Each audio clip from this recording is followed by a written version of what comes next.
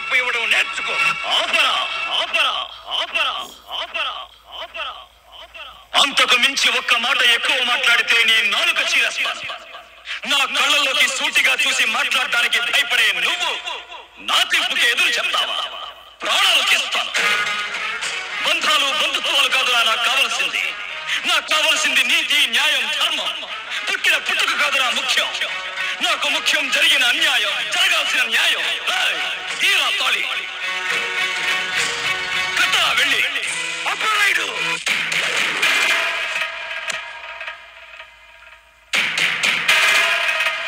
తండ్రి కొడుకుల అనుబంధం గురించి ఒక తెలుగు కవి ఏమన్నాడో తెలుసా?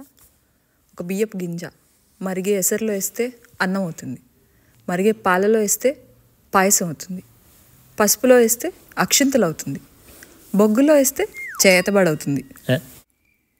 ఇంకా ఇంకేముంది? అంతే అంతేనా? అంతే.